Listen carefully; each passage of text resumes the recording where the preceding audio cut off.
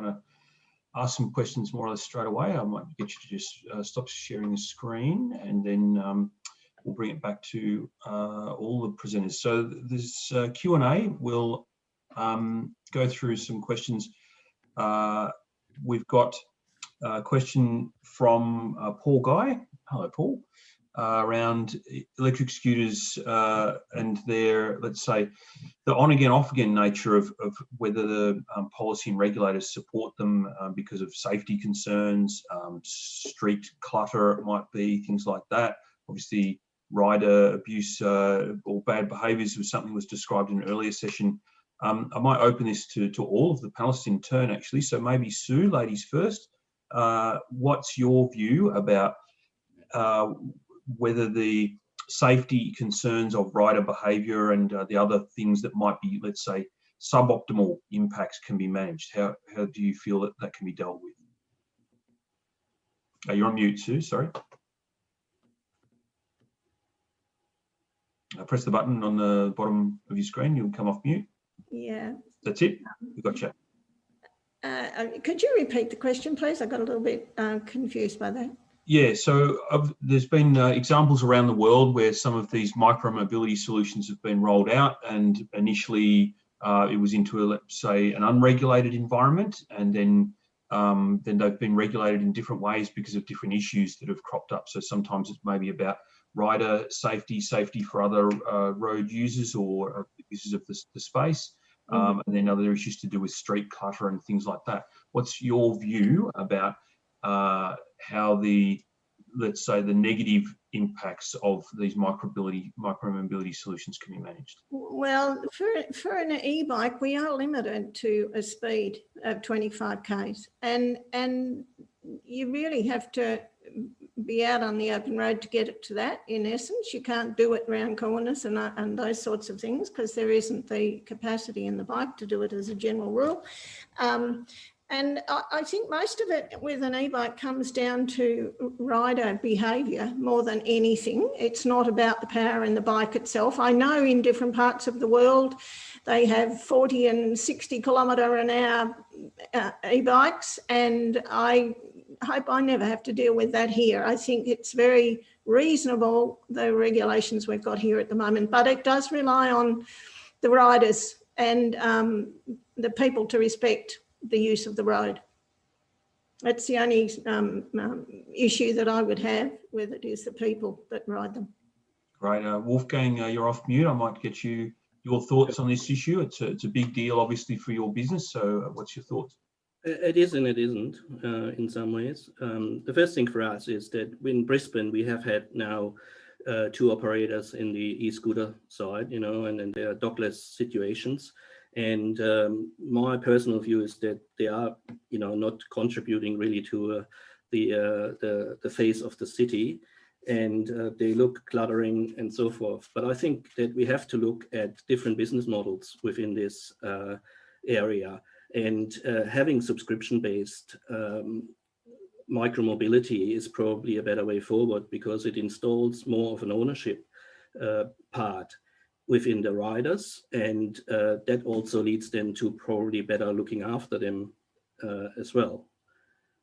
So I think the other thing too is that unfortunately in Australia we have basically a population of 25 million people, which is a very large city anywhere else, but we have 6 levels of government, you know, from local and then even certain suburbs have restrictions and so forth. It's not conducive for micromobility to become something more taken up by the Australian population. Okay, some interesting thoughts there. So Mina, it's relevant to you also. So your thoughts on this issue? Yeah, I think you can think of mobility solutions along two axes. One is you know, what's the distance that you're traveling? And, you know, if it's a shorter distance, you know, a scooter makes a lot of sense. You have to stand up on it, so it's a bit uncomfortable. It's got small wheels. It's not something you're going to do for more than a couple of kilometers. And then, you know, we have sort of electric bikes for slightly longer distances, mopeds and motorbikes for longer distances, and really cars for the really long distances. So I think scooters have a role to play in that really true last mile space. So getting from the train station to my office, it makes a lot of sense. I think the other kind of axis is, how frequently do I use this thing? And I think, if I don't plan to use a vehicle very often, then actually a shared solution makes a lot of sense. The reality is that they're not cheap to take, a shared Lime scooter or Bird scooter. It costs like about $5 a trip. It's not too far from an Uber. And then, if it's a medium usage, then a subscription makes sense. But ultimately, if you're going to use it a lot, ownership makes the most sense. And so I don't think that shared scooters are going to go away. I think they have a role to play. I think they're going to ultimately be heavily regulated and treated as a piece of infrastructure or a utility. I think that this is new technology and the safety will get better and better. But I do think that Australia is probably one of the last movers globally on this space. The US has got them everywhere. Europe has them everywhere. UK just legalized them. So I really wouldn't be surprised if 2021 was the year where we started to see a lot more scooters popping up, shared scooters in New South Wales and Victoria, which are kind of the biggest cities that are holding them out, or the biggest states that are holding them out. So I suppose the overwhelming theme here is one where people believe that the safety issue is perhaps slightly overplayed, and then in fact Australia is quite a highly regulated environment by comparison with maybe other locations. That seems to be the theme across the panel. So I hope that's answered your question, Paul. I've got, let's see, we've got another question here from Doug. Thanks, Doug. Is it true that 200 or 250 watt power limits refer to the continuous rating of the motor controller, and that they deliver higher power for short periods? This is quite a technical question. I'm not sure who on the call might be best situated to answer this one, but I think Sue, I can see your lips moving there, so come off mute. Still on mute? Oh, sorry, probably there you go. a tad technical for me. Mina, can you answer it? I'd have to defer the engineers on our side. I know that there's a difference when they talk about 250 watt motors. There's a difference between a nominal wattage and peak wattage. And I understand that depending on the jurisdiction, the regulatory cap on the wattage can refer to either the peak or kind of the average over a period of time. But it's a little bit technical for me. Maybe Wolfgang's got a better view. So with the European requirements, we're looking at a continuous rating, and the continuous rating is basically over a period of time. It can have some peak wattages, but with the 250 watts, for instance, it's you have to be pedal assisted anyway, whereas with the 200 watts you can use it just with by itself, and then it has to be regulated to 6 kilometers an hour. In saying that, that's the same also for any mopeds of ours. We have our mopeds, basically most of them are limited to 50 kilometers an hour to make it possible to be ridden in Queensland, South Australia, WA, and the Northern Territory with a car license. And again, coming back to the regulatory environments, in New South Wales and Victoria, they will need a motorbike license. We have 3 kilowatt motors, but the peak ratings of them can be up to 4.5 kilowatts. Okay, great, thank you. Wolfgang, I think this is a question for you, but it will spill over into a question for Mina. I'm quite interested in the logistics applications, the last mile delivery, urban consolidation centres, how it all comes together. Now, firstly, Wolfgang, is it your product that's in the Australia Post fleet, or? No, it is not. It's not. No, it's a Swiss company. Yep. And we approached Australia Post, and the response was quite interesting. It was that they said, "Oh, we're very hard to deal with," on the sense that they are highly unionized organization and need a lot of buy-in from their staff. And at the same time, the testing phase of this particular vehicle was more than 2 years before they decided to go with it, and had probably about 100 different modifications to it.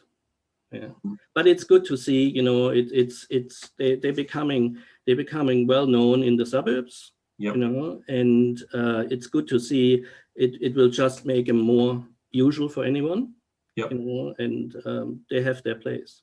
Yeah, certainly, and I'm going to throw this over to Mina as well. So that aspect. So I read in the latest annual report for Australia Post, which just goes to show how lacking in other things to do I am if I'm reading that. That they've deployed 1,200 of these electric light duty delivery vehicles, and so obviously that is normalising these vehicles for obviously their workforce and the broader population. Maybe Mina, what's your thoughts about how? What's the pathway here to basically these things becoming totally accepted and normalised? Is the Australia Post trial one step, and what are your thoughts on the other things? Yeah, I think there's a few different drivers here. I mean, number one, most businesses are looking for reducing their cost per delivery.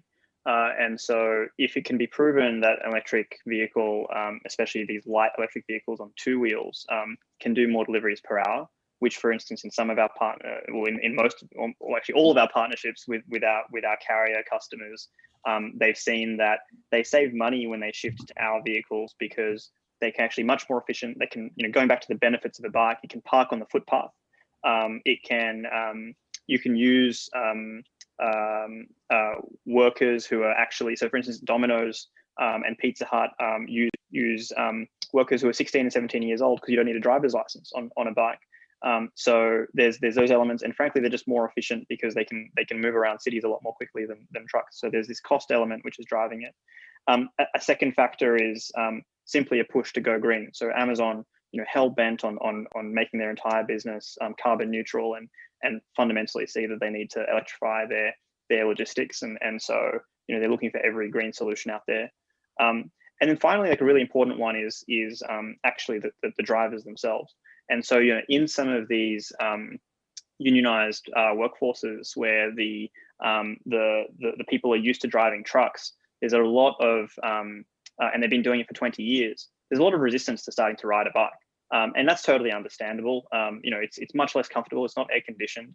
So I think there's also a lot of work to do around designing the vehicles and improving the designs of the vehicles so that they have a lot of the advantages of, the hundreds of years, or I don't know how, 100+ years of development that's gone into the modern automobile, and bringing that to these lighter use cases. And so that's, covering yourself from the elements, and having other benefits like that, so that, frankly, if I was riding a truck for 20 years, I'd have no interest in jumping on a bike and being exposed to the elements too. So I think there's a lot of work to be done also, and this is such a nascent sort of industry that there's going to be a lot more development coming in the vehicles that are out there. Thanks, Mina. So the best is yet to come is pretty much what you're saying. So that's great. Sue, this theme of the different customers, let's say, seeing the inner beauty of these things. I recall looking at e-bikes some time ago, and the segments that were coming out were obviously commuters, number one. Number two, there was the people who had, let's say, pre-existing injuries or some other chronic problem that meant that this was a help for them to get around, keep up with their kids. I'm certainly moving into that category now, with me seemingly aging faster than my kids are growing up. So what's your feeling about the value of e-bikes for customer segments, that particularly some of the conservative ones, like the elderly in the population who may be a bit slower to take up new technologies? Look, I think it's a constant battle to keep it in the forefront of the elderly or the old. I mean, I'm 72 this year, and I picked up my bike about 4 years ago, and the health issues are, the health advantages are astronomical, but getting that actually through to somebody who maybe once rode a bike and doesn't think they're capable of it anymore is a very difficult thing. One of the things I do around in this local community is I run workshops on how to do it, what to do. Try one, here, have a go, because that's the only way. It's the only way to get them on it and to try it. In fact, this morning I took a community ride, and there was one person on there who has had a bike that I encouraged her to get. She's had it one day, and she rode 30 kilometres today for the first time in 17 years, and she is 70. So it's not bad going. We're getting, I think it's just a constant battle. It's like technology of any sort, anything new, trying to get it through to people that will benefit from it the most. Yeah, I admire your efforts to try and get people onto it. My mother is 75, and I think I've got about as much chance of getting her to ride a unicorn as I have an electric bike. So yeah, look, yeah, I think sometimes people look at me and say, "Oh, I can't do what she does," and that's a negative as well. It's not. You've got to actually get at it at the level that they're comfortable at, and maybe your mother, I can talk her into it at some stage, but who knows? Might be able to. She lives in Bendigo. It's not far away from you. So, okay, yeah, okay. I'm hoping to take some workshops to Bendigo soon. Yeah, so she's always up for a visit to Castlemaine. So, yep, I might come knock on your door, and I won't be just a stalker. So that'd be great. I think trying to actually get through the health benefits is actually also a big issue. Mental health as well. Just getting out in the bush, it's just pretty awesome. Yeah, I totally agree. Yeah, I'm very excited. I'm Canberra. Electric bikes, electric mountain bikes, Canberra being a mountain biking centre. I was just looking the other week with a friend trying to figure out whether we could hire an electric mountain bike when we're in Canberra to be able to give it a go, because it's the ideal spot to do it.